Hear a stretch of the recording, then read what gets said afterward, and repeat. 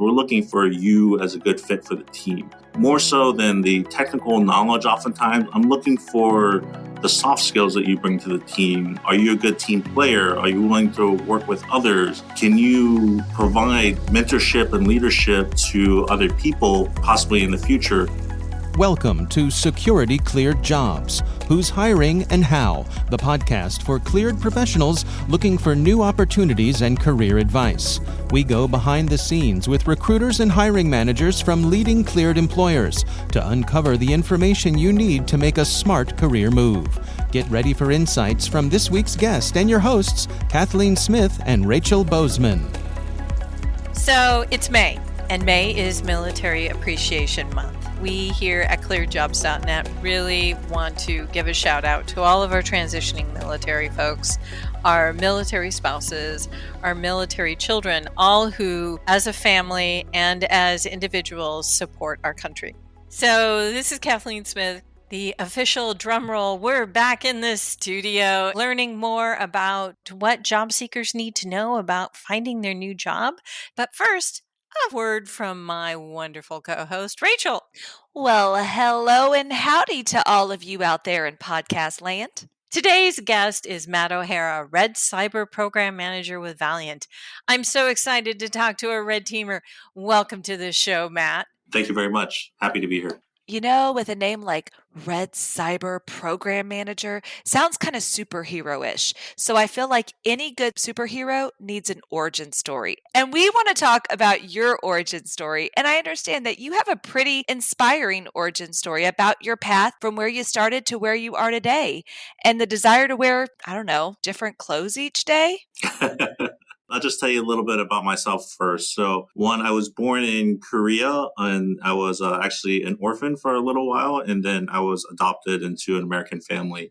Throughout my life, I've kind of had that sense of pride in America and being American. And also, I was kind of good at math and science, a tinkerer, but a problem solver throughout my life. And in high school and through college, I thought, what's the next step? So I joined the military, fortunate to be accepted to the Naval Academy. And then I ended up doing 21 years in the Navy, pretty much doing the same thing, problem solving throughout my career, figuring out solutions. And first started as a helo pilot, and then I transitioned to being a communications officer in the Navy. So became jack of all trades. So we did everything from tuning radios on a ship to cybersecurity to satellite operations. But one of the things that really got me is when one of my assignments, I started working in a red team and learning about ethical hacking and how to do bad things into a network, but for a good reason. And so that's what we do here is we basically hack into other people's networks, try to find those vulnerabilities and report on those vulnerabilities to the customers. So there's a chance to wear your evil hat, but do it for a good cause. Honestly, it's super exciting. I always love when people get to use their powers for good rather than evil. I'm a hacker at heart, but it is a great thing to be able to do it to support the mission and help our customers. So I really appreciate you doing that. So Valiant, great name. But give us a little bit more of an overview of what Valiant does in the cleared community. So Valiant as a company, we have about 5,000 people. We primarily concentrate in 3 different sectors: the aerospace and defense, the national security and intelligence, and some civil government as well. But we have specific areas we focus on, such as training, simulation, and readiness.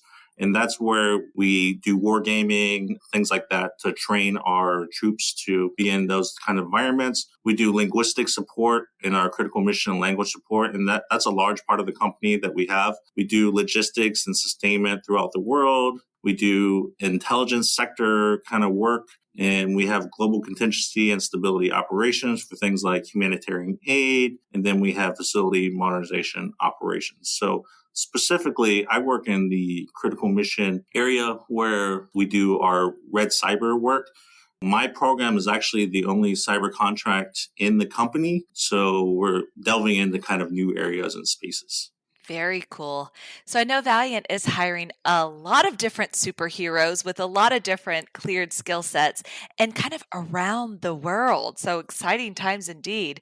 But tell us a little bit about some of the different skill sets or categories that you're really seeking to fill right now. Sure, absolutely. So we do work in 40 plus countries. We work across 5 continents worldwide. So a lot of things that we have intelligence support throughout the world. We have linguistic support. So we have a large portion of the contracted linguists in the DoD, and that's a pride point for our company. And then, like I said, we're also trying to dip our toes into some new areas like cyber. So specifically for me, with the Red Cyber, we're specifically looking for software developers. We're looking for red team operators, people that especially come from a very niche kind of area that isn't very common, but honestly is really cool. And it's not hard to sell people into the space once they hear about it because it really is awesome. Well, now the question that the cool kids have, Matt, is where are these positions located? So currently for the cyber contract, we're located at Fort Belvoir, Virginia, in the Northern Virginia, Alexandria area. Awesome. And specific to your group, are there any particular types of positions that you're looking for? I mean, is it always going to be a superhero that can do red teaming, or are you looking for purple ethical hackers? Are you looking for blue teamers? Any crypto? What are you looking for? Our positions mostly consist of management, cyber planners, cyber operators, and developers, but really, I'm looking to fill out the team with a diverse skill set. So even though what we do is hacking in general, not everyone has to have experience in this space, but they have to at least have a desire to want to do it. So I'm trying to encourage a real diverse team, a diverse skill set, people that don't all think alike, and everyone comes from a different background. Everyone has a unique perspective that they bring to our team. And I'm trying to really function as one team, but bring many, many different ideas because everyone has something that someone else didn't think about. They all can contribute to the team in various ways. So to me, the important is to provide that uniqueness and diversity of spirit and talent. So let's talk a little bit about culture. And I know that at the beginning of the show, we were teasing you about changing, from your uniform into different kinds of clothes every day. And what is the culture at Valiant and transitioning out of the military? What did surprise you? Because this is something that I think really creates an obstacle for a lot of transitioning military, that they're not quite sure what kind of culture they're going to get into, and what should they be looking for when they're looking at a new position? Great question. So one, you hit on something that's very close to my heart with the transitioning veterans, me being one as well. And I think the thing with the different clothes is there's a lot of gotchas because you're not used to that. And there's a lot of unknowns. So you don't know what you don't know. And you don't think about a lot of little things like, I have to buy clothes. I can't wear the same thing every day. In the Navy, we're very simple too. We have all khaki clothes or all white or all navy blue. So we even stick to one color. And here, you can have a chance to express some of your individuality. You have a chance to kind of stick out a little bit and express yourself a little bit more. But the thing I think for transitioning veterans is, one, there's a network of people that you can reach out to, such as ClearedJobs.Net, other forums as well. It's very important to know that we don't have to go about this alone. So some of the unknowns can be answered by talking to a variety of people. And I would suggest don't just stick to one, go to many people to seek advice. Another thing for veterans is kind of have a sense of what you want to do, because the civilian world is not just going to pick you up just because you were in the military. So you have to have some actual skill set or skills that they want. And even taking that up a step further is finding the requirements for those kind of positions. So whether it's certifications, education, internships, things that you can do to kind of set yourself up for those are always going to be a bonus and helpful. Great advice. And speaking of great advice, I know that you bring a unique perspective as a hiring manager to what the interview process looks like. So if you don't mind just kind of sharing with us an example of where a cleared professional did amazing on an interview, and then, kind of conversely, like maybe one that wasn't quite so hot.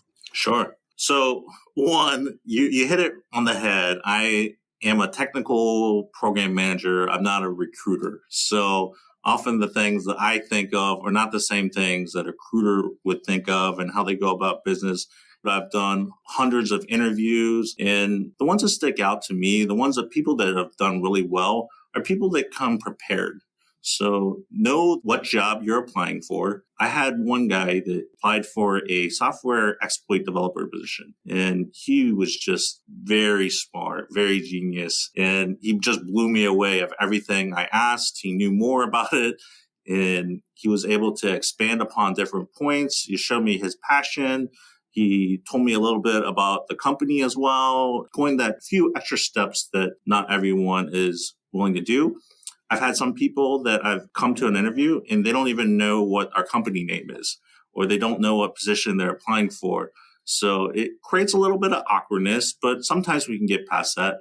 And some of the bad interviews I've had, one example is someone wanted to dispute the answers to the questions that I had. And I'd like to think of myself as fairly open-minded, where if you can logically explain your position, then I'm willing to accept that, or give me good reasons of why you think differently than I do. And oftentimes that can be a learning experience for me as well. But if you can't really logically explain it, then it's going to create some awkwardness and tension in the interview, because part of it is we're looking for you as a good fit for the team. More so than the technical knowledge, oftentimes, I'm looking for the soft skills that you bring to the team. Are you a good team player? Are you willing to work with others? Can you provide mentorship and leadership to other people, possibly in the future, as you progress down the road? And another question I always ask people is, where do you want to be 10 years from now? So I ask that because maybe we can help you achieve your goals along the way, or maybe we can help set you up for that path, because I know everyone's not going to be a operator or technician forever, and interests change and people naturally want to progress in their roles. And if I can help you do that, then that's something that I would like to be part of as well. So what you're saying, Matt, is a good answer is not because my mom said I'm good. Like that's not a good rebuttal there. Yeah, that's generally one we frown upon. Yeah, unfortunately, we're seeing that a little bit. So, Kathleen's tip of the day: don't bring your mom to an interview. So, what is an example or two of questions that a cleared professional should ask their interviewer? One thing that we talk about frequently on the show is you are also interviewing the company. Is this a place you want to be? So, what are some of the questions that you have been really impressed by that someone has asked you? So I always ask people to think about things that are very personal to you, things that are important to your lifestyle, whether you need more remote work, the type of team that you want to be around, the size of the team, what kind of structure you want every day. Because certain jobs, you do A through Z tasks every single day. And once you check those off, then you're done for the day. Whereas our team is a little bit more open as we're starting this cyber red team in our organization. I like to give you the ingredients of the recipe, but you come up with the steps of the recipe. But some people need the steps of the recipe as well. We always tell people that they should do follow up. And I know a lot of people don't do follow up. So, do you like having follow up? And two, is it an instance where you would be open to other questions? Or is it just a thank you for your time? Absolutely. Follow up is always welcome because it's a chance for you to be more comfortable before you hit day one. So if I can answer any questions you have, whether it's about our benefits package, what you're going to expect in the first 3 months, really to me, follow up is important because the more comfortable you can be, you're going to be a better contributing employee. You're going to be a better part of the team. You know what to expect and you're going to be more comfortable. And so obviously, to me, comfort is a good thing when you're coming into a new organization, a new team. So, Matt, thank you for your service. 21 years, incredible career that you've had. And that does make you an expert. There are transition tips that you might be able to recommend to those that are still in service that will help them once they get out. So, are there any of those tips that you would mind sharing with our brave friends out there? Sure. So building that network of people that you can trust and talk to is very important. Also, get the things that you need to finish out your military career, get those things knocked out and done. So things like your VA benefits, anything you have lingering. Once you transition, I don't say nobody cares, but really your new company doesn't care that much about what you had before or what you did before. They want to know what you can bring to the table now. So clear yourself of any baggage or any claims that you need filed, because once you start your job, the company is going to expect you to be fully invested in the new job. The other things I can say is the network of people is really, really important. Arming yourself with information is the most important. That's really great because I'll tell you, everyone thinks that transitioning out is really easy. And then all of a sudden they go, I don't want to transition out because it's really hard. So definitely love all of these tips that you're giving our audience. So I understand during your pre-call with our lovely pre-call person, Courtney, you said something about Valiant is a for-profit company, but the money isn't the only goal. Do you want to talk a little bit about that? Yes, we are a company, we're a contractor company, and we're for profit because that's how we exist. But really, we're trying to build a culture. We're trying to build long lasting contracts. We're trying to build trust in the DoD community that we can perform good, actionable work and we can deliver excellent products and services. And to us, the long-term goals are more important than the short-term goals. So establishing that trust and being good at what we do, hiring the right people, having a culture of diversity, having a culture where people can express themselves and be the best versions of themselves. Valiant to me has been a phenomenal company, including me as a manager, where I'm not micromanaged. I'm allowed to function in the ways I feel fit or need to. I have a lot of flexibility to help this team build up, and they depend on me, and hopefully we can perform. So I know the word is out. Everyone's heard how cool Matt's team is, and you've had a lot of growth over the past year. So tell us a little bit about that growth and what kind of people would really thrive working on your team. So I consider us a lot like a startup company as we build up. We started last year with about 5 people on the contract. We're 5 times that now, growing eventually next year to about 45. And that is challenging because bringing on more people means we're bringing on more unique perspectives, which I always appreciate. But there comes some consternation with that too. And people have to get along. And the big thing is we want to have a culture of respect for different ideas, and we want to be able to have processes to bring on these multiple new ideas and to give people a voice. And the scaling, we have to have the right procedures and policies to get to that place. So in my position, I have 3 tenets of leadership, where the first one is I want to be a servant leader. I'm here to enable you to do your job without distraction and without interference. So the second one is I believe in transparency. So I try to be transparent to the max extent possible. I'm not here to keep secrets from you. I'll be open with you and honest with you. And I hope for the same from you. And the third one is I'm a big process person. So I believe that consistently implementing processes will produce consistently repeatable results. In the cyber world, we like consistency. We don't like change, and we don't like different things happening and unexpected things happening. So especially as we become scalable in our organization, those processes are important. As we implement that in the culture early on, then they're easy to digest later on as well. All really great stuff. Awesome. Awesome.